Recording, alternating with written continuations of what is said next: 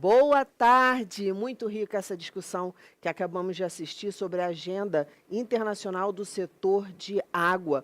O Luiz Antônio de Oliveira Júnior continua comigo aqui no estúdio. Luiz é superintendente de fiscalização econômico-financeira e contábil na Arcesp, coordenador adjunto da Câmara Temática de Regulação e Tarifa da ABS e coordenador, juntamente com Marisa Guimarães, do tema Regulação da BWW. E mais um convidado está aqui conosco para o nosso bate-papo, Marcel Sanches, secretário-geral da ABS e coordenador do tema Cooperação Internacional, juntamente com o presidente nacional da ABS, Alceu Guérios Bittencourt. Boa tarde, Marcel. Boa tarde, Luiz. Sejam bem-vindos.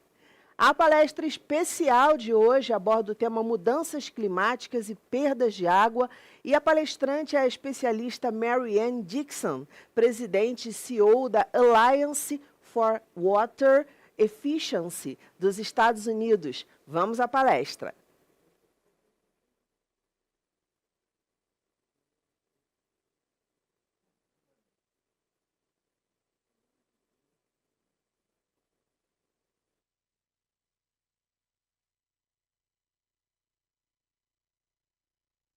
Hello, everyone.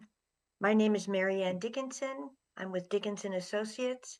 I am formerly the founder and chief executive officer of an organization, a nonprofit NGO called the Alliance for Water Efficiency, which works in the US and Canada to promote water efficiency and reduce water waste. I am here today to talk to you about climate change and non-revenue water, NRW, and how we connected all those dots to climate change and NRW. So let's start first with some frightening facts. Based on the current rates of temperature changes, our global temperature could rise up to 4.4 degrees Celsius by the end of this century.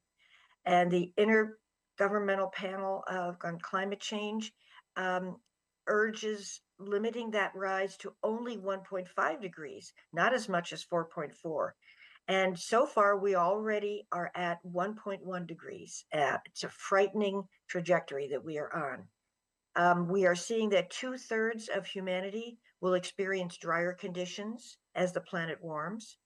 And at 3 degrees of increase, 1 in 100-year events will now happen every 2 to 3 years. So those extremes of storms and drought will only intensify. The differerences between 2 degrees and 3 degrees are far starker than those between 1.5 degrees and 2 degrees. So we're headed for a difficult future if it turns out we cannot control our global temperature rise. And the United Nations has pointed this out. They've done a fun little video that I think you all should take a look at. It's called don'tchooseextinction.com.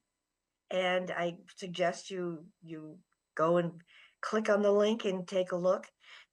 It is one particular strong statement about why climate change is something we need to pay attention to. It is something that will affect our species. And Bill Gates, 3 years ago, wrote a book on climate change, How to Avoid a Climate Disaster. And basically he was saying 51 billion to zero. That's how much we have to reduce. That's how many tons of greenhouse gases the world adds to the atmosphere every single year. And getting to zero is what we need to aim for. So to meet the 2030 goal that we have set for ourselves in climate change, greenhouse gas emission reductions, we would have to cut those greenhouse gas emissions in half right away, now. So he makes some recommendations in his book that I wanted to point out because we are all in the water field, and he does talk about that in the book. Basically, he recommends that we change how our cities grow, that we build better and more sustainable and efficient infrastructure, that we shore up all of our national defenses in our countries, and utilities will be able to help save money during that process. And he particularly singles out better managing and improving of our drinking water supply. And that affects, of course, every country on the planet. And I come from California, so I am in an area of the United States that experiences constant drought. The western states of the United States are very much arid and drought-ridden. But it's not just the western states. In a recent government survey that was done, 48 of the 50 states in the United States indicated that they were experiencing water shortages. Even those states that have plenty of water supplies, they were still experiencing periodic shortages. But the southwestern states of the United States have it the worst. They've been gripped by drought for over 22 years, particularly in the Colorado River Basin, and I will show you some pictures. The drought intensity in the Southwest is being exacerbated by climate change. Drought has always been an issue in this region, and now with climate change, it is intensifying and getting worse. And there are battles among the 7 states over the Colorado River water rights. There are 7 states listed here that draw water from the Colorado River, and they've been engaged in negotiations and come to agreements on how they can use water more efficiently and leave more water in the Colorado River. Because this is what it's looking now. This is Lake Mead, the largest reservoir in the Colorado River system. Its capacity is 34 million megaliters, but as you can see in this particular photograph, there's not much water in Lake Mead at that point. Here's Lake Powell, the second largest reservoir on the Colorado River system, and it's one that generates electricity like you do in Brazil, and it's near dead pool levels, which are affecting the ability to generate power. And there's been constant drought in California too, drought for most of the past 23 years. In 2022, California only delivered 5% of the state water project, which is the water that is transferred from the northern part of the state to the southern part of the state for all the urban communities in the southern part of the state, and also to farmers. And so very, very close to zero. 5% is very close to zero deliveries. That's how bad this drought has been. And the governor issued executive orders on the drought to urge a lot more water efficiency and conservation. And in 2017, the California legislature passed some tough water conservation requirements for water suppliers that serve over 3,000 connections. So those requirements are coming into effect. And here's a picture of the governor, Gavin Newsom, making this announcement at Lake Mendocino on April 21st of 2021. You can see there's not much water in Lake Mendocino. This is, again, a drinking water reservoir. So to have the drought decimate and basically draw down to nearly zero the reservoirs in California was a very serious crisis we went through. Lake Oroville, which is one of the big reservoirs on the State Water Project system. This is what it looked like in 2021, picture taken on July 21st. You can see how dry it is and how empty this reservoir is. And this is one of the main reservoirs feeding the entire system. So with levels drawn down this far, that's why the state went to a maximum of 5% withdrawal. So here's a map of the United States showing the drought conditions. This map is dated in December of 2022. You can see throughout this map, you can see the red areas that are indicating deep drought. California, the middle part of the country, parts of Texas, they all have been experiencing very, very severe drought. And in 2022, it was at its deepest. Here's another picture of Lake Mead, showing again how far receded the waters were in Lake Mead and what was being exposed as those waters were retreating. So how does that lead us then to climate change? The UN, the World Meteorological Association, came out with this quote in 2021. Water and climate tend to be dealt with separately. We are now saying water is the canary in the coal mine of climate. You have got to tackle them together. When climate changes, it affects how we receive our water, how we use our water, and where that water is distributed around the planet. To ignore the connection of water and climate is to do so at our peril.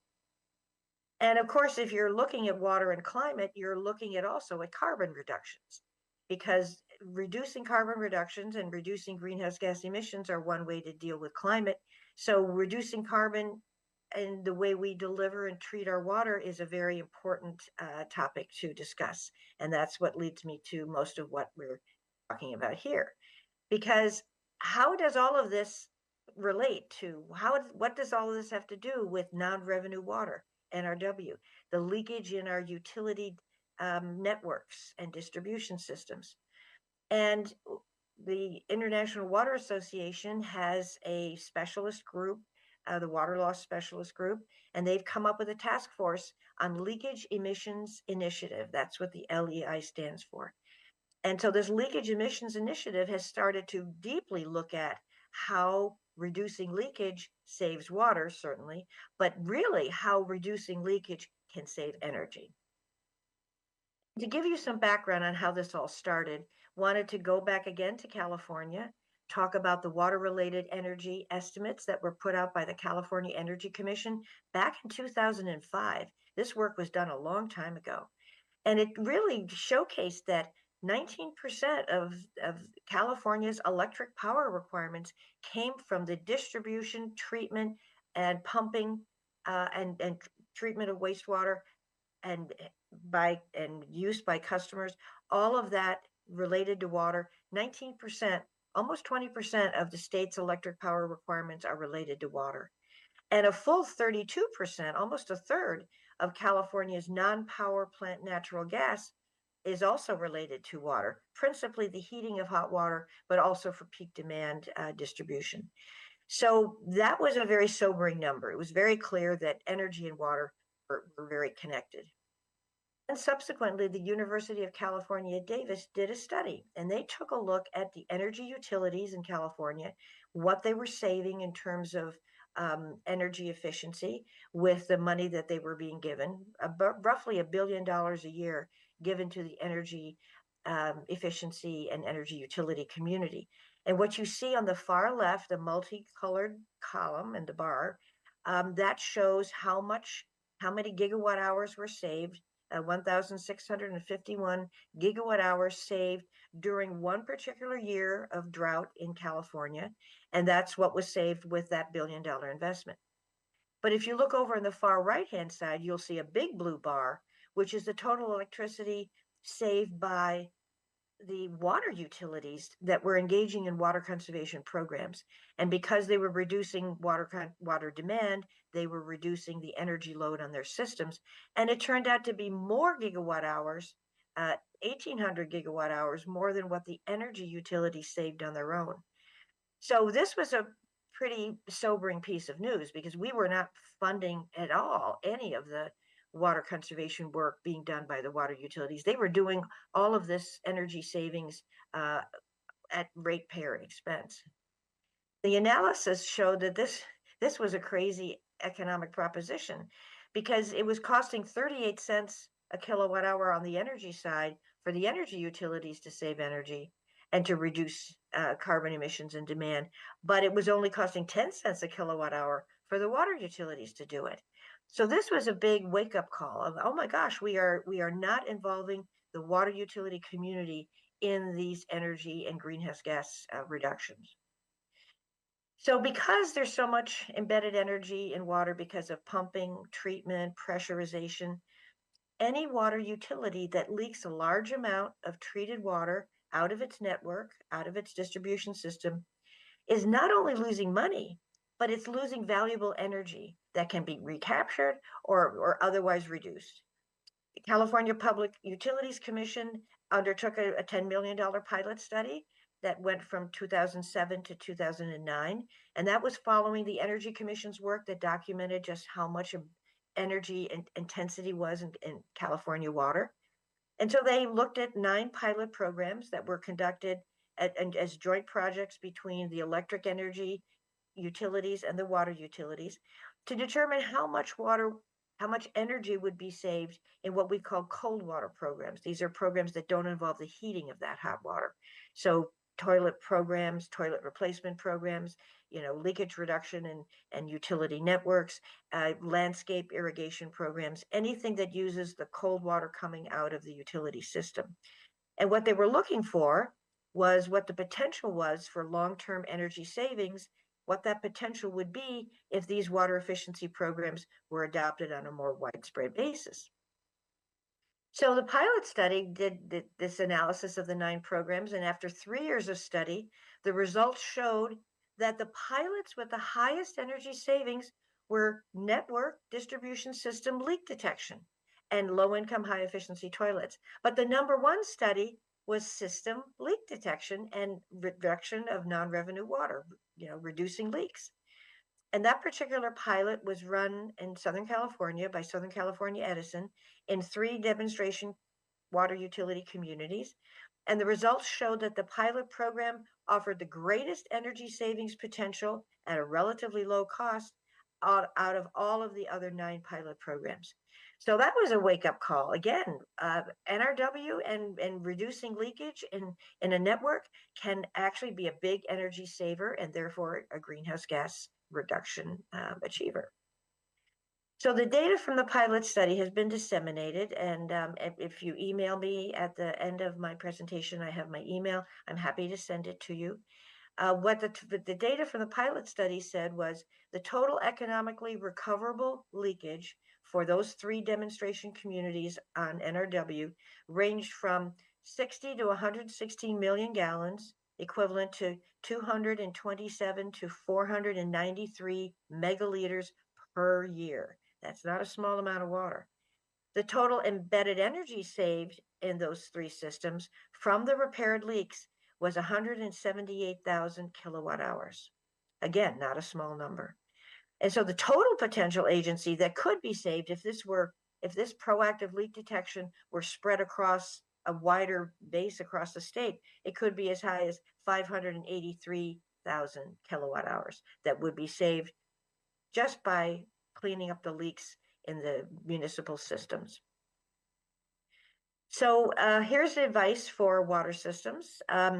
If you're out there and have not tried to do this kind of work, here are the steps you could go through to achieve it.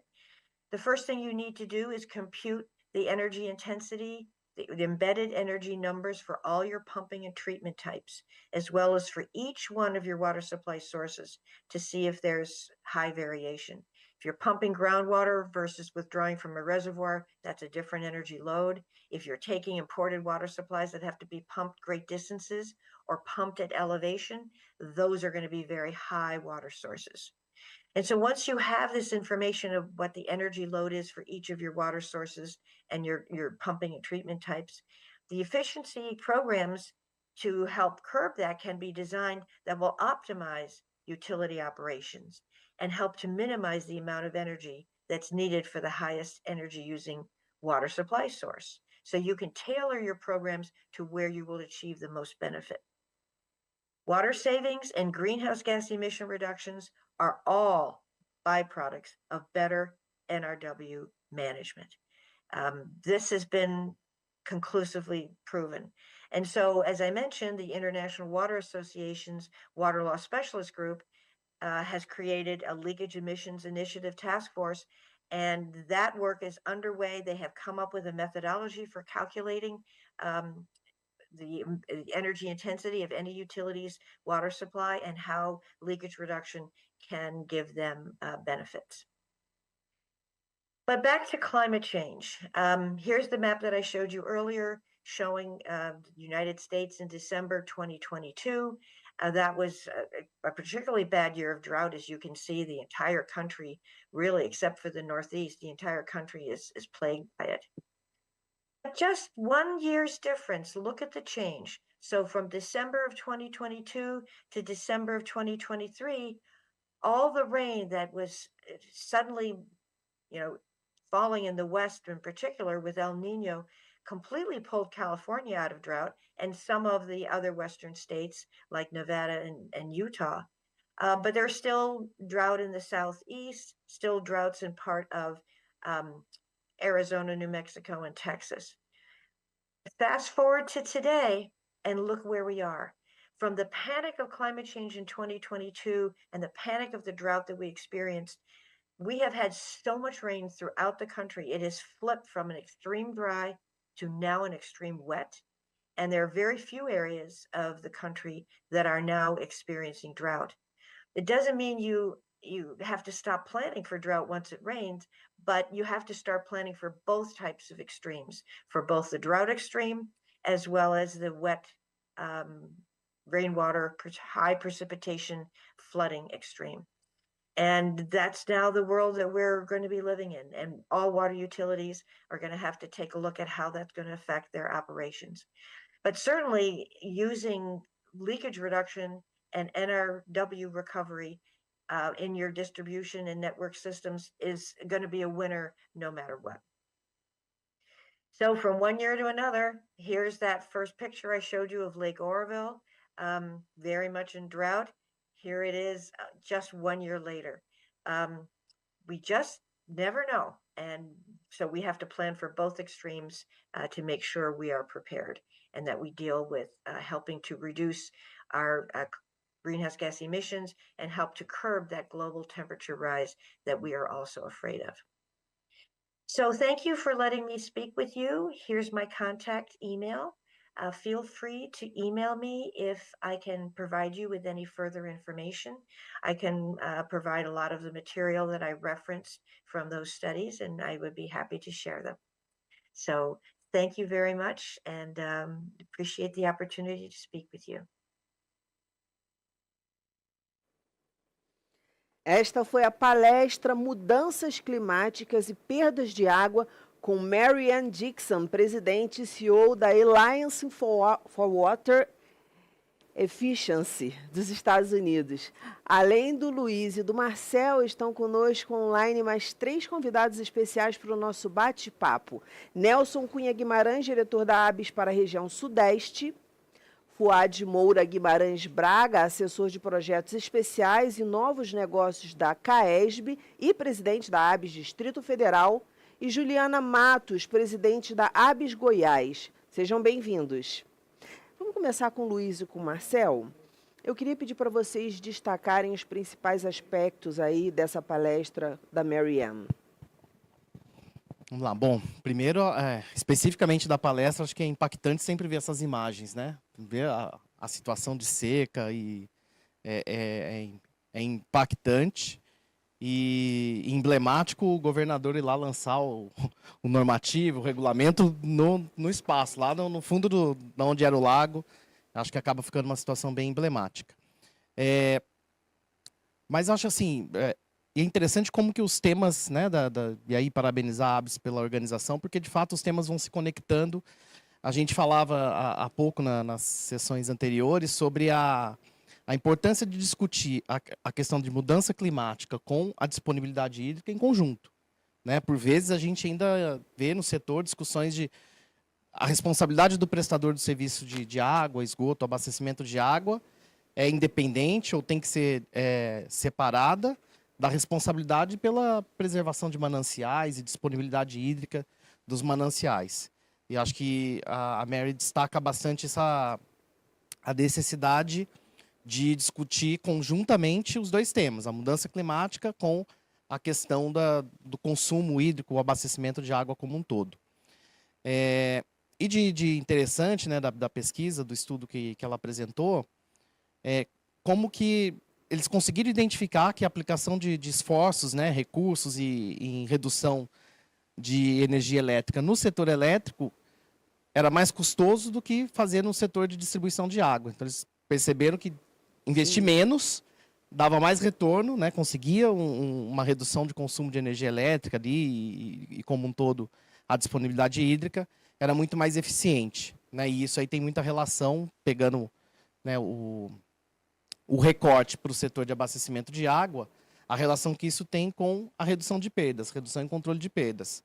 Lembro de um painel de ontem também que a gente falava sobre regulação, sucesso de privatização do Chile, e que eles apontavam que a redução de perdas ainda era um gargalo lá. Quer dizer, a gente tem muita margem ainda para discutir e alocar recursos, alocar esforços na redução de perdas, que reflete, né, como a gente viu pelo estudo, acaba refletindo na redução do consumo de energia elétrica como um todo, e toda essa cadeia vai sendo afetada pelas questões de mudança climática e todo esse processo. Então, acho que o destaque é a importância de fazer essa discussão em conjunto. Mudança climática, consumo de água, esgoto como um todo, e a questão das perdas no setor de abastecimento. Marcelo, ainda fala também que a gente tem que estar preparado para os extremos, né? Inclusive, ela mostra ali no slide os extremos. Queria que você fizesse observações em relação a isso e também aí em conjunto com o que o Luiz acabou de falar. Bem, Daniela, boa tarde a todos. Boa tarde, Luiz, Daniela, Nelson, Fuad, Juliana e todos que nos acompanham ao vivo na Brasil Water Week. Muito boa a provocação da Marianne, né? Acho que a mudança climática está posta. Não dá para a gente olhar para isso de forma desassociada, né? Clima e água andam juntos. Os eventos extremos advêm exatamente dessas mudanças que estão acontecendo no nosso planeta. Traz muitos exemplos aí, focado nos Estados Unidos, que é o foco do estudo, mas isso acontece no mundo todo. A gente vê a todo momento, né? E com eventos cada vez mais intensos e mais extremos, né? E achei muito interessante essa discussão trazendo o foco para o setor de saneamento, para os operadores de água e esgoto, né? Acho que cada um tem que fazer a sua parte, né? Acho que tem uma missão aqui específica para emissão baixo carbono, né? Trabalhar em cima disso, citando aqui até o exemplo do Bill Gates ali do livro que ela trouxe, achei muito interessante. Agora, nós vamos ter que conviver com esses momentos, sabe, Daniela? Nós vamos ter que nos preparar e trazer resiliência para esse processo, né? Não há como evitar, num primeiro momento, uma chuva intensa ou uma seca intensa. Isso é uma coisa que a humanidade nos trouxe até aqui com uma prática que demorou milênios, né? Para a gente mudar esse cenário, não vai ser da noite para o dia. Então, no curto e médio prazo, nós vamos ter que conviver com os eventos extremos. E aí a gente precisa se preparar. Eu acho que para o setor de água, esgoto, drenagem, resíduos sólidos, que é o saneamento básico aqui no Brasil, que a ABS representa, a Brasil Water Week, que está abordando essas 4 vertentes, a gente tem que ter estratégias resilientes para isso, né? Seja para lidar com a drenagem, e aí eu estou falando de planejamento urbano, eu estou falando de olhar para as nossas cidades, ocupação de fundos de vale, áreas de encostas, onde você vai ter essa população, que geralmente é a população mais vulnerável, sofrendo o impacto dessas condições extremas do clima. E, por um outro lado, a experiência que nós vivemos aqui no Nordeste e São Paulo, na crise de 2014, 2016, Distrito Federal também, né? Da gente se preparar para eventos extremos de escassez hídrica, né? As chuvas em período normal não cumprem aquela curva, né? Mais num cenário de evento extremo. A média não é o que se realiza, a gente vem verificando isso ano a ano. Então, aqui nessa parte, eu destacaria dois pontos principais.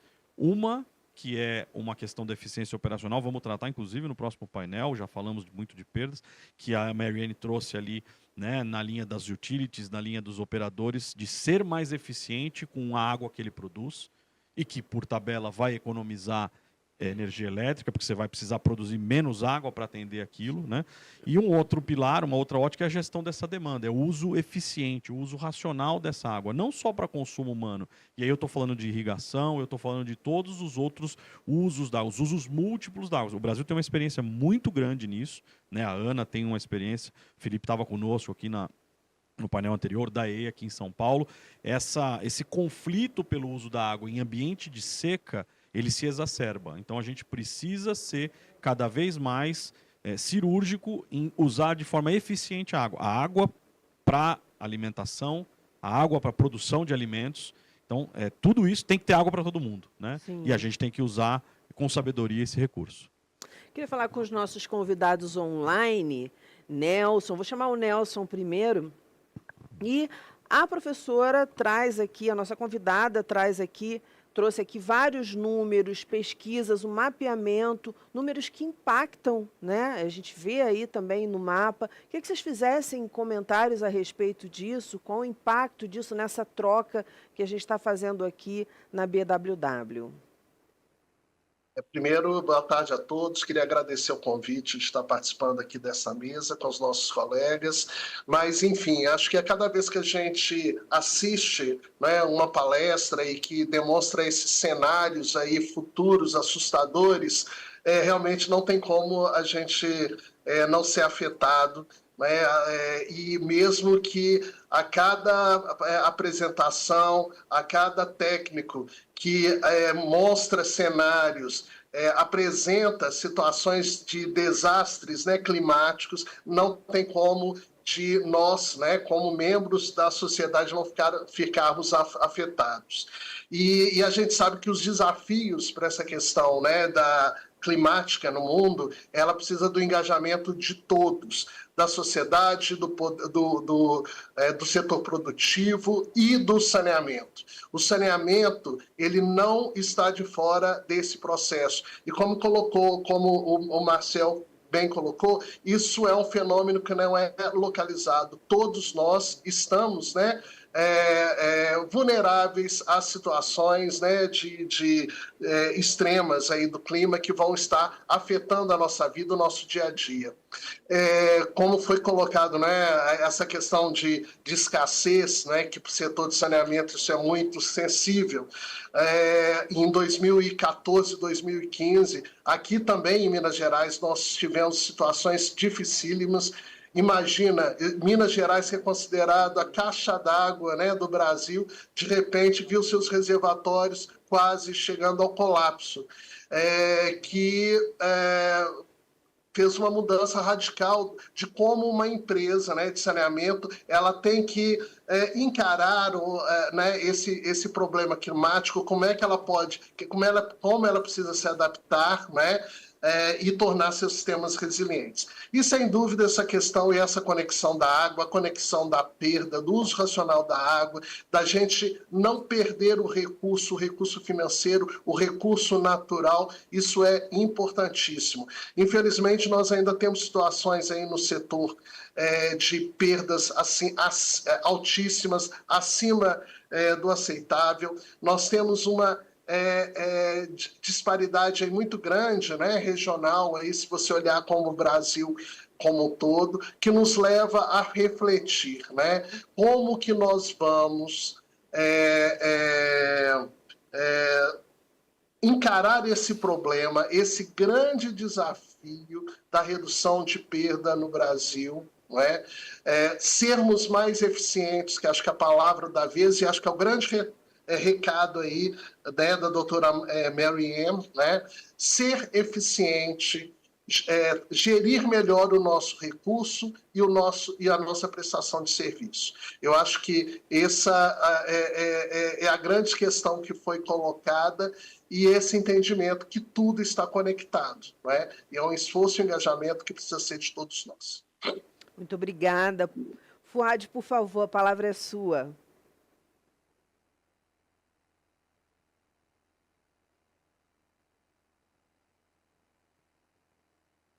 Boa tarde a todos e todas. É um prazer compor a programação da Brasil Water Week. Agradeço o convite, cumprimento todos os meus colegas de painel, cumprimento também toda a nossa plateia virtual. Parabenizo a ABS pela organização do evento e especialmente por abordar um tema tão relevante para o desenvolvimento sustentável, para a agenda ambiental global e especialmente para o nosso setor de saneamento, meio ambiente e recursos hídricos. Pois bem, é importante ter ciência das informações mostradas nos primeiros slides da Mary Ann e ficar em estado de alerta, né? Desperta muita preocupação, tudo isso desperta muita preocupação conosco e com as gerações futuras. Acho preocupante ter uma estimativa de aumento de aproximadamente 4,4 graus Celsius na média da temperatura global até o final do século, em função das mudanças climáticas. É alarmante saber que 2/3 da humanidade deve enfrentar condições de secas extremas em função do aquecimento global. As emergências climáticas elas terão uma recorrência aumentada, teremos eventos extremos, deveriam ocorrer a cada 100 anos, passarão a ocorrer com frequência de 2 a 3 anos. Pois bem, as situações de escassez hídrica também mostradas lá para o oeste dos Estados Unidos, especificamente com mais detalhes para o estado da Califórnia, também são bem impactantes, né? 48 dos 50 estados enfrentam problemas com falta d'água bruta nos seus mananciais. O estado da Califórnia passou por um cenário de escassez hídrica na maior parte dos últimos 23 anos.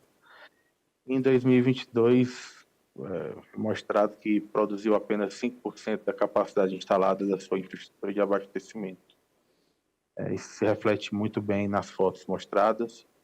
Mas, por outro lado, né, resultou numa situação, teve um reflexo de conflito, que, por outro lado, resultou em ações coordenadas que geraram debates e acordos, a atuação do governo local na busca pelo uso racional e uma gestão mais eficiente. Posteriormente, quando já inicia a tratar da relação do setor de saneamento, mais especificamente do setor de abastecimento de água, né, com o setor de produção e distribuição de energia, ela mostra a magnitude da energia consumida pelo setor de saneamento, fato bem semelhante ao que já ocorre aqui no país, né?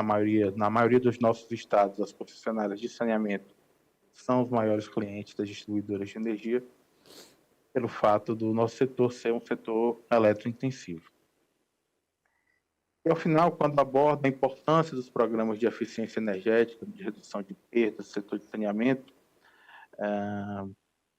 ela correlaciona diretamente, né, a questão das mudanças climáticas, com o raciocínio de que perder água é perder energia, aumento da emissão de gases na atmosfera e, consequentemente, a contribuição para essas alterações climáticas.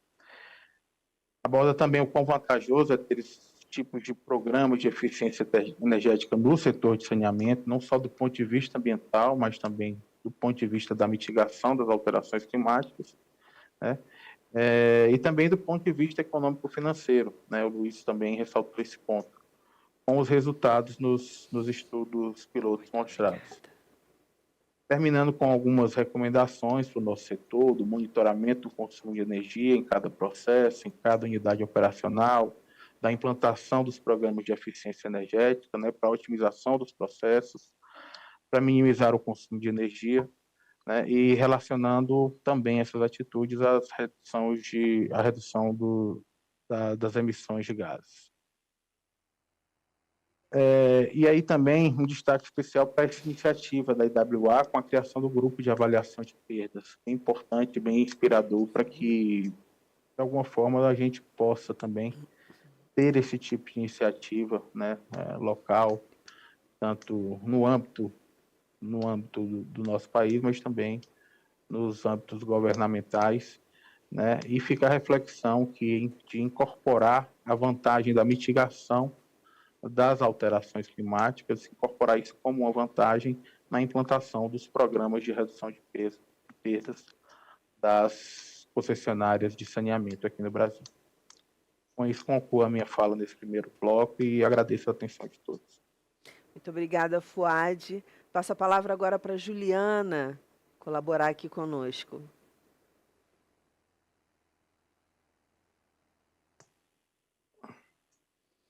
Juliana, eu acho que o seu microfone está desligado.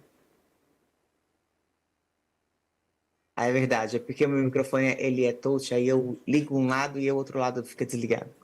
Boa tarde a todo mundo que está acompanhando a gente, meu amigo Marcel que está aí, e todo mundo aí que está sentado. A palestra da Mary Ann realmente foi bem interessante, né, do ponto de vista, vamos dizer, caótico. É sempre muito, vamos dizer, catastrófico quando a gente fala de mudanças climáticas e é assustador.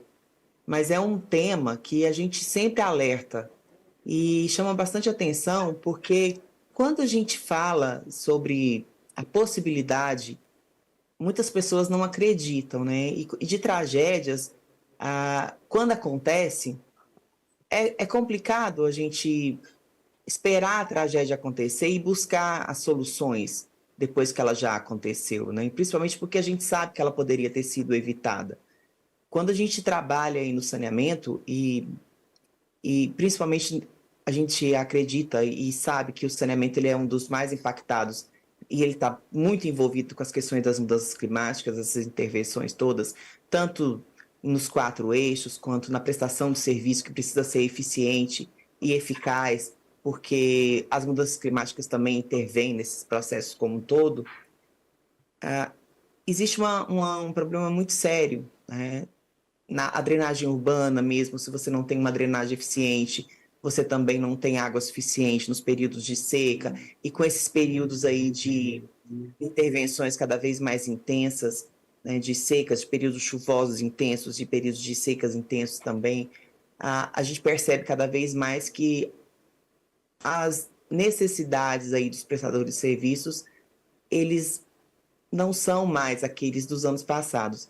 E o que me chama bastante atenção nessa questão foi um dado que ela trouxe, né, que a Maria trouxe no final, que as intervenções que eles fizeram, os projetos que eles implantaram, né, os resultados foram muito rápidos, né? De um ano para o outro, os resultados foram bem satisfatórios. A gente sabe disso, porque a natureza responde muito rápido, com os trabalhos muito corretos. Mas até quando isso vai acontecer? Porque a gente ainda tem tempo, a gente sempre fala isso, né? A gente ainda tem tempo. Mas a gente sabe que esse tempo está acabando. Então é importante que isso fique muito claro. A gente tem tempo, mas a gente não tem tanto tempo mais assim. E isso precisa ficar muito claro para a sociedade. Porque o nosso tempo, de ter tempo, esse tempo está se esgotando. E é importante que isso seja acionado ontem, porque o nosso tempo de planejamento já se esgotou, o nosso tempo de execução já está se esgotando, e o nosso tempo de catástrofe já está aí. O nosso período de catástrofe já está cada vez menor, né? O nosso ciclo de catástrofe cada vez está se diminuindo cada vez mais. A gente está tendo catástrofes, ciclos de catástrofe cada vez menores. Eles estão acontecendo com cada vez mais frequência. E isso precisa ficar muito claro. E a engenharia do nosso país, ela precisa se posicionar também mais forte, porque os nossos parâmetros de projeto são parâmetros de 20 anos atrás. A gente projeta elementos aí, tanto de saneamento quanto de infraestrutura, com dados de 20 anos atrás, que são dados diferentes de hoje. A gente precisa buscar elementos diferentes, porque tudo mudou hoje em dia. E as informações que nós temos hoje, as necessidades de hoje, são totalmente diferentes do que a gente precisava no passado. Então é importante que a gente se atente a isso também. Até porque a sociedade precisa também evoluir. E eu concordo quando o Nelson mesmo colocou, quando se fala de mudanças climáticas, né, quando se fala de necessidades, de emergências climáticas, não é um posicionamento de uma pessoa só ou de um nicho somente, é um posicionamento do mundo inteiro, de uma comunidade inteira. São das pessoas, é do governo, são do meio ambiente, é de todo mundo, porque é uma educação que precisa ser continuada. E, infelizmente, isso a gente percebe que não é uma realidade que a gente consegue visualizar a curto prazo, mas que precisa ser urgente, né? Então, é um caminho muito longo, mas que precisa ser rápido. E que a gente precisa aí agir com muita necessidade, com muita urgência e com muita responsabilidade. Certo, obrigada, Juliana. Eu gostaria de perguntar para vocês, diante desse cenário de mudanças climáticas ressaltado ao longo dessa palestra e também na palestra da Mary Ann, da Alliance for Water Efficiency, o que fazer para melhorar a eficiência operacional? E aí eu vou pedir para o Luiz começar com os comentários. Tá ótimo, Dani. Bom, antes só de entrar nisso, pegar um gancho nessa fala final da Juliana, e linkado com o que o Marcel comentou, que nós somos muito imediatistas, né? Então, às vezes, essa situação, esse planejamento, ações para reverter, a gente não vai perceber essa alteração, a gente vai conviver com as catástrofes, com os períodos de escassez e excesso de água, mas temos que ter essa consciência que essas ações têm que ser tomadas agora para isso refletir em alguns dezenas, até centenas de anos, né? Então, às vezes esse imediatismo nosso dá essa frustração. Fala, poxa, mas vamos fazer todo o esforço e o ano que vem ainda vai ter um grande evento aí vai acontecer nos próximos anos, mas é esse trabalho contínuo, né? Bom, em relação à questão da eficiência operacional, acho que podia destacar aqui alguns pontos, que é a necessidade vamos pegar aí o prestador de serviço de saneamento, dele conhecer a infraestrutura que tem primeiro. Acho que um dos grandes pontos, acho que a maior parte da infraestrutura de abastecimento de água são as redes, são tubulações enterradas. E na média, assim, nacional, o conhecimento sobre a infraestrutura que a gente tem é baixo. Então, muitas vezes sabe onde está passando, mas não sabe a localização exata. A idade desse ativo, a idade que essa rede está lá operando, dificilmente tem esse dado muito preciso. Então, a necessidade da gente ter informações mais detalhadas, mais precisas possíveis, para fazer um planejamento, ter uma estratégia de ação, ela é fundamental para essa etapa de planejamento, para saber olha, o que eu tenho de infraestrutura, para saber quais ações tem que tomar buscando a questão da eficiência. E aí, claro, né, esse conhecimento aliado com a gestão desses ativos, já tem aí uma margem grande para a gente ter um ganho de eficiência operacional, porque permite tomar ações ali mais específicas, focadas em pontos estratégicos, né, como, por exemplo, a questão de redução de perdas, fazer substituição de redes aí pelo tempo de vida útil, ter esse mapeamento de eventos, quantos pontos de vazamento tem, qual é a frequência. Então, tudo isso requer uma base de dados e um conhecimento da infraestrutura para a gente buscar essa eficiência. Aliado a isso, né, a gente tem hoje... O setor de saneamento sempre teve uma fama de que tem pouca evolução tecnológica, né, comparados com outros setores, mas o cenário, né, recente agora, a gente percebe que temos inovações, temos tecnologias que podem e devem ser aplicadas ao setor. Então, isso demanda, claro, investimento em tecnologia, em monitoramento, IoT, né, tem diversas tecnologias aí que a gente pode adotar e tudo isso, claro, também com esse olhar de eficiência energética, né?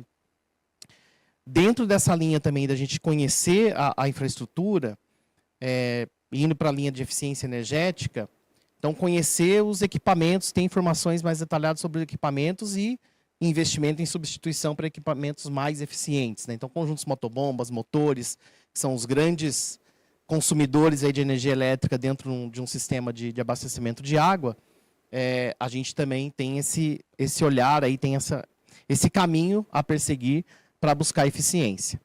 E aí vocês vão falar, pô, Luiz, mas você está falando de eficiência, mas só tem custo, né? Estou pondo investimento, estou pondo mais recurso. E às vezes é uma visão distorcida que a gente tem da eficiência operacional, né? Às vezes a primeira mensagem, a primeira ideia que vem é cortar custos, né? Reduzir pessoal, e não necessariamente para eu ter eficiência operacional, eu vou passar por uma redução de custos, né? Tem muito a ligação entre a eficiência operacional com a eficácia também, né? Eu vou fazer fazer mais com menos recurso, mas atingir cada vez mais o meu objetivo ou destinação que a gente está procurando, né? Então, acho que são alguns dos vários caminhos, algumas das várias opções que a gente tem para buscar essa eficiência operacional. Marcel, por favor.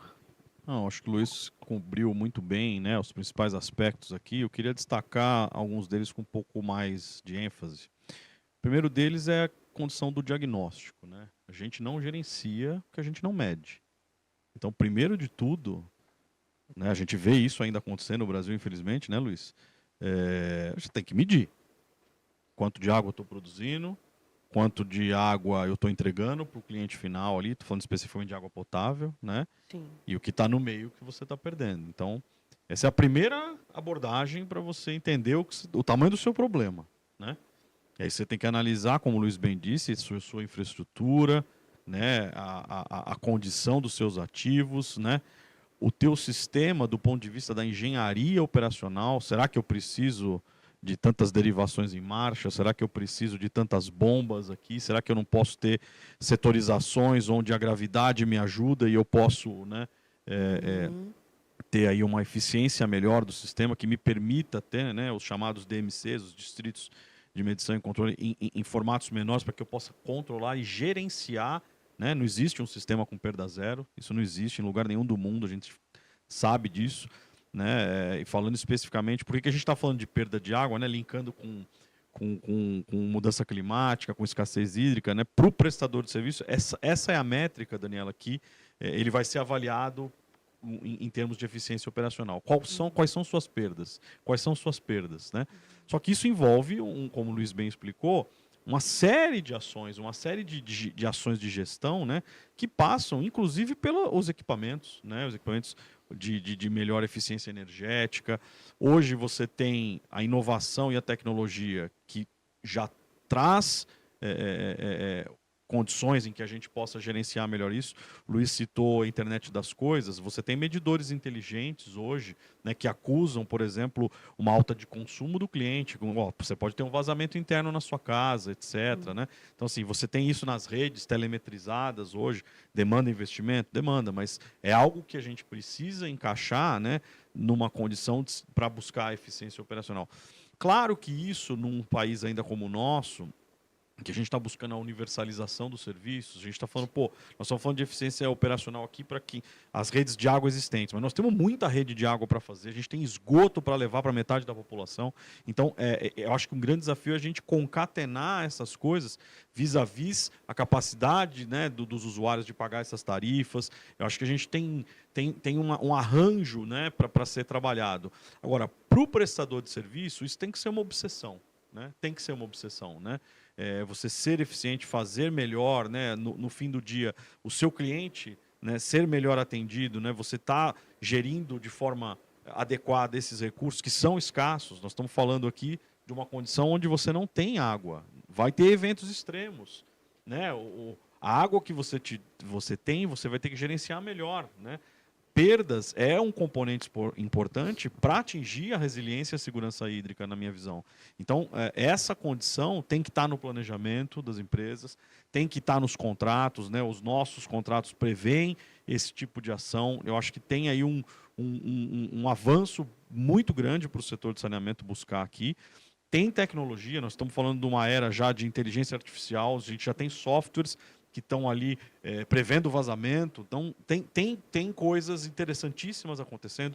Medições por satélite, onde você está buscando vazamentos de água por satélite. Uau. Então, essa tecnologia embarcada tem que estar a serviço de uma eficiência operacional. Eu acho que a gente tem que, no setor de saneamento, o Luiz citou, né?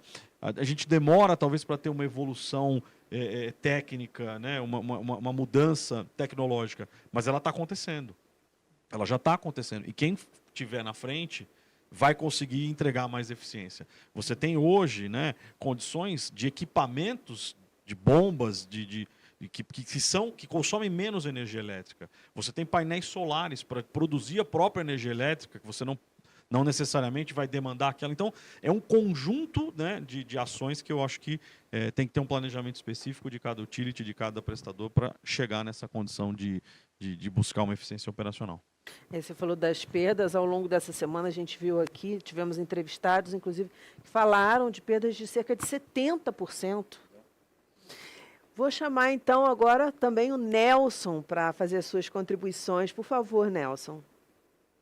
Pois é, fico assustado, né, quando a gente vê informação como essa, né, 70% de perdas, né, mas enfim, já se falou, né, da dimensão desses desafios, né, dos prestadores de água e esgoto, né, e quando a gente conecta isso, né, como foi colocado, né, na palestra, dessa conexão, né, com mudanças climáticas, eu acho que, além, né, desse desafio imenso, que é buscar essa universalização, né, da prestação de serviço de saneamento, conforme o marco legal hoje no Brasil exige, a gente tem que, paralelamente, buscar a eficiência e trazer a questão climática, tá certo, para o nível decisório dos prestadores de serviço. Né? Eu acho que os prestadores de serviço, na hora de definir esses investimentos, eles precisam avaliar, né, e definir qual a necessidade de investimento para que os sistemas eles se adaptem a esse cenário, que é um cenário que a gente não tem como fugir. Eventos extremos, como já foi demonstrado, vai ser cada vez mais frequentes, e como é que a gente pode mitigar, né, para que esses eventos, eles pelo menos eles possam ser amenizados. E nisso eu não consigo fazer uma avaliação de forma desconectada, usando o termo da palestra. A gente precisa conectar o prestador de serviço, e aí a gente coloca a questão da eficiência da prestação de serviço, no combate na redução das perdas, com todas as boas práticas, com o uso de tecnologia, e lembrar que a discussão do saneamento e do engajamento em relação à mitigação e adaptação climática, ela é urgente, é necessário que essa discussão ela seja aprofundada. Só para trazer uma informação, né, o setor de água e esgoto hoje contribui com 5% das emissões globais de gases de efeito estufa. Desses 5%, 48% ele está ligado à questão do tratamento de esgoto em si, que é a geração do metano, do óxido nitroso. Então, é preciso, sim, ter esse engajamento, que seja disseminadas boas práticas no setor, e boas práticas, quando eu coloco, eficiência energética, equipamentos mais eficientes, aproveitamento energético dos gases das estações de tratamento de esgoto, utilização de energia elétrica com matrizes mais sustentáveis, né? A visão da economia circular na questão da prestação de serviços de esgoto, aproveitamento de efluentes, aproveitamento de reuso de resíduo de estação de tratamento. Então, precisamos estar conectados nesse grande desafio aí, que sobreviver aí nesse mundo que está posto e nesses cenários que nós vamos ter que conviver aí no futuro. Muito obrigada, Nelson. Fuad, por favor, suas contribuições aqui.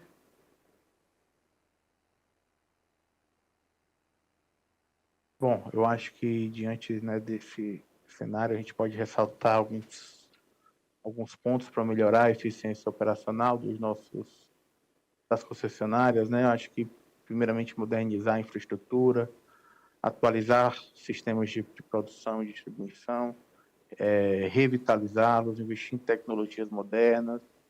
O Luiz e o Marcel falaram um pouco disso, para tornar os sistemas mais eficientes, além de adotar também infraestrutura mais sustentável, com soluções que promovam o uso eficiente dos recursos, reduzindo o impacto ambiental. A questão dos programas de gerenciamento e redução de perdas, né?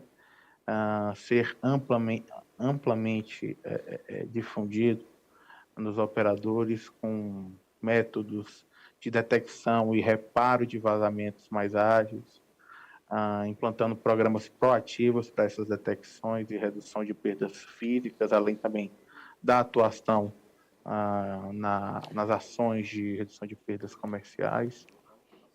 O uso de tecnologia para monitoramento, né? Hoje a gente tem diversas ações, vimos ali no painel de gestão eficiente, uso de satélites, sensores, internet das coisas, aprendizado de máquina. Então, tudo isso tem que ser incorporado à rotina dos operadores de saneamento.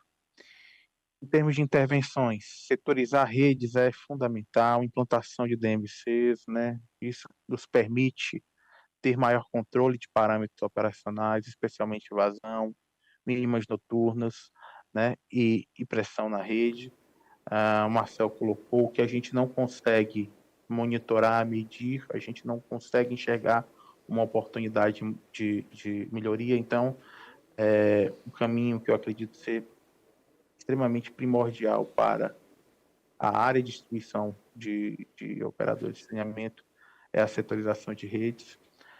E os programas de eficiência energética também, né, intimamente ligados, né, com os programas de redução de perdas, enxergar aí a oportunidade de troca por equipamentos com menor consumo, mapear essas oportunidades com vista ao consumo mais eficiente, desenvolver e implementar programas que otimizem esse uso da energia, também com a preocupação de diversificar a matriz energética utilizada pelas companhias.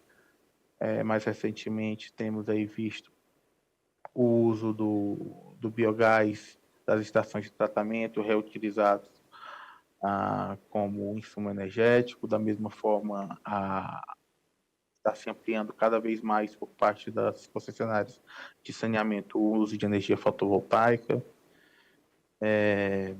E chamar atenção também para a necessidade de programas de educação, conscientização, programas de educação ambiental, sempre muito importante, tanto para os técnicos como para o público de uma forma geral, né? As políticas e regulamentações, a atuação em conjunto das autoridades com a sociedade civil para implementar políticas cada vez mais eficientes, né, relativas a esse tema. E também, outro ponto muito importante, fomentar as ações de estudos, de pesquisa, desenvolvimento e inovação, né, que nos dão ali uma visão para oportunidades, tanto na área de eficiência energética como de redução de perda, né? Bom, diante disso tudo, também leva a uma reflexão da necessidade de ampliação de programas voltados especificamente para o setor de saneamento, para investimentos em eficiência energética e em redução de perdas, né, pelo forte apelo de práticas ESGs, especialmente relacionados ao meio ambiente, como vimos aqui, contribuindo para a mitigação de mudanças climáticas. Muito obrigada, Fuad. Juliana, por favor, a palavra é sua. Então, né, falar depois desse pessoal todo aí fica até repetitivo. Mas vamos lá, assim, é interessante falar da questão da eficiência, né? Porque a eficiência no setor de saneamento ela é fundamental e o controle de perdas, ele é o coração da eficiência, porque quando você produz, aliás, a eficiência ela é o coração de qualquer indústria, e a indústria do saneamento o saneamento é uma indústria. E quando você produz água, né, ou quando você produz o esgoto tratado, você precisa de eficiência, você precisa de um produto eficiente para poder gerenciar isso daí e ter aí a sua, vamos dizer assim, a sua rentabilidade, não na questão do lucro, ou do lucro, enfim, mas da sua indústria da sua indústria como um total. E nesse caso específico, né, quando você trata de perdas, você precisa aí de um ativo muito que seja inteligente. E para que esse ativo seja inteligente, as ferramentas regulatórias são fundamentais. E aí que entra, por exemplo, uma regulação técnica, que é muito importante, você trabalhar em uma gestão de ativos que seja fazer aí um controle de ativos, uma substituição de ativos com frequência, né, de maneira que ela seja assertiva. Você pode trabalhar também a questão da automação, pode trabalhar aí, como o próprio Marcel falou, a questão da telemetria. Existem vários equipamentos aí, uma inovação muito interessante, tecnologia para o saneamento, mecanismos de controle já existem no saneamento, podem ser inclusive implementados na própria empresa, e é possível. Por exemplo, Goiânia, que é a capital de Goiás, é a capital com o menor índice de perdas no país já há bastante tempo, né? Goiânia, esse ano passado, chegou a 17%, e o ano que vem vai chegar a 12%.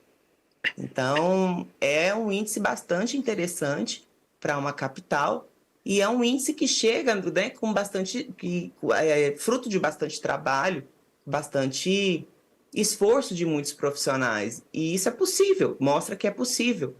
E assim, é um trabalho feito por uma empresa, né, por uma empresa estatal, que desenvolve aí mecanismos que é feito por profissionais de empresas, que desenvolvem aí blocos que todos nós sabemos, né, de setorização, de monitoramento, de desenvolvimento de mecanismos de distribuição adequada, né, conforme o consumo, distribuído aí o consumo para cada população, para cada bloco específico. Então, assim, O controle de abastecimento de água é possível, né? E o controle de perdas, consequentemente, também.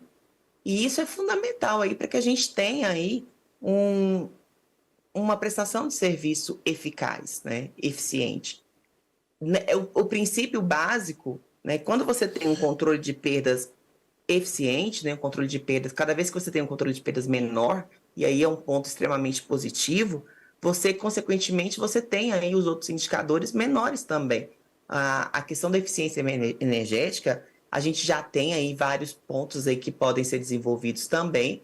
Ele foi inclusive, que, vamos dizer assim, ele é um dos mais trabalhados que foram. A gente tem aí vários estudos sobre isso também que podem ser implementados. E mais ainda, quando se trata da questão climática, né, é um dos elementos mais influenciáveis nesse ponto. E mais, quando você, por exemplo, as perdas de água devido às mudanças climáticas, elas têm sérias implicações para a segurança hídrica, né? Tanto não só para a questão do saneamento básico, mas também para a questão das agriculturas, do ecossistema, para a saúde humana, né? E assim, na verdade, para todo o meio ambiente. Então, eu acredito nisso. Eu acredito que na questão operacional a gente possa, de fato, com essa questão do controle, com a questão das ferramentas já existentes e com uma gestão eficiente, a gente possa aí, ter algumas, vamos dizer assim, a gente possa conseguir algumas conquistas mais claras e mais eficazes ao longo do tempo, né? Porque nós estamos, assim, no caminho certo. É claro que a gente tem outros objetivos, né? Tem algumas empresas que precisam, vamos dizer assim, direcionar outras prioridades, mas a gente precisa também ter alguma celeridade em outros pontos, porque não dá também para a gente, né? Nós não temos muito tempo mais também. A verdade é essa, né? Então, quem tem outras prioridades precisa acelerar também essas outras prioridades, porque também precisam avançar nessas questões, porque os problemas climáticos vieram para todos nós. Obrigada, Juliana. A gente tem aí uns 4 minutinhos ainda, então menos de 1 minuto para cada um, mas eu gostaria muito de ouvir as considerações finais de vocês. Ótimo, vamos lá. Bom, só incluir mais um ator importante nessa discussão, puxando o lado aqui para a minha atuação, que é o papel dos reguladores, né? A agência reguladora tem um papel também importante, né, para contribuir com esse processo todo, né? Seja no sentido de, né, a gente comentou muito de inovações, mas também de criar regulamentos robustos para que essas tecnologias, essas inovações sejam implantadas pelos prestadores. E como a gente sempre vem discutindo, a questão sempre passa no recurso, no dinheiro, né? Então, há possibilidades aí também de criar incentivos tarifários, né? De alguma forma, na modelagem tarifária, o regulador ter essa visão, né? Incorporar isso na sua atividade, nos seus normativos, para contribuir nesse arcabouço como um todo, tá? Então, agradecer aí pela oportunidade de participar nesse painel, com discussão aí com grandes especialistas, e desejar uma excelente continuidade de evento. Legal, Luiz, obrigado. Bom, de minha parte, concordo, né? Mecanismos regulatórios importantes, a Ju trouxe, né? Levantou a bola, você cortou muito bem. Tem um ponto que eu queria destacar, acho que o Fuad tangenciou, que é a questão da capacitação, Dani. Eventos desse tipo aqui, como a ABS está fazendo, e é um dos principais ativos da ABS em si, este conhecimento, né? A capacitação dos nossos profissionais para gerenciar esse tipo de tema, como perdas de água, eficiência energética, é fundamental. Eu acho que a gente tem que promover cada vez mais isso, né? E a ABS tem esse papel, na minha visão. Nós estamos dentro da Brasil Water Week exatamente cumprindo com esse papel de disseminação e compartilhamento de conhecimento para que a gente possa efetivamente avançar no saneamento. De minha parte também, muito obrigado a todos e desejo aí a continuidade de um ótimo evento. Obrigada. Fuad, seus segundinhos para as considerações finais, por favor.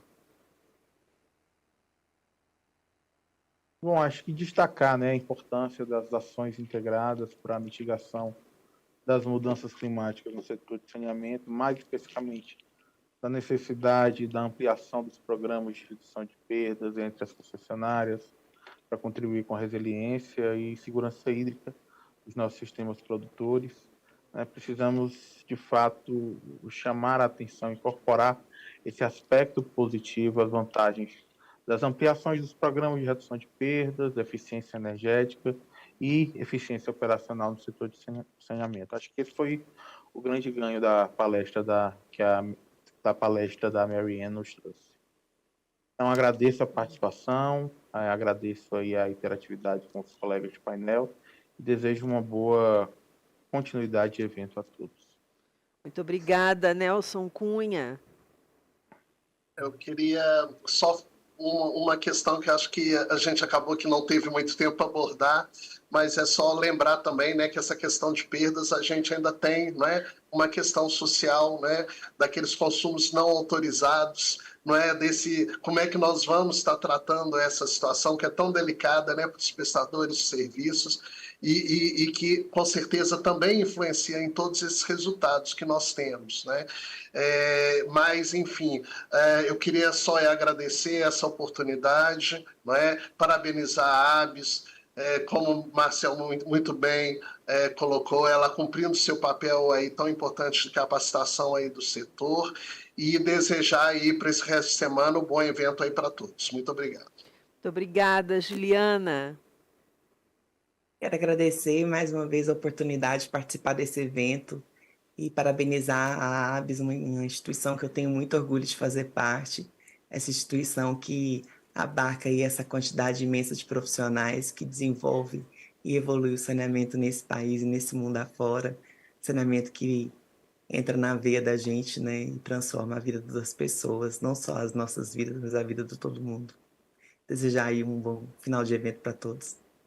Obrigada. Excelente discussão no BWW Connection com nossos especialistas. Agradeço a todos pelas reflexões e pelo compartilhamento de conhecimento. A gente se despede agora do Nelson Cunha Guimarães, diretor da ABS para a região Sudeste, Fuad Moura Guimarães Braga, assessor de projetos especiais e novos negócios da CAESB e presidente da ABS Distrito Federal, Juliana Matos, presidente da ABS Goiás, e do Luiz Antônio de Oliveira Júnior, superintendente de Fiscalização Econômico-Financeira e Contábil na Arcesp, coordenador adjunto da Câmara Temática de Regulação e Tarifa da ABS e coordenador, juntamente com a Marisa Guimarães, do tema Regulação da BWW.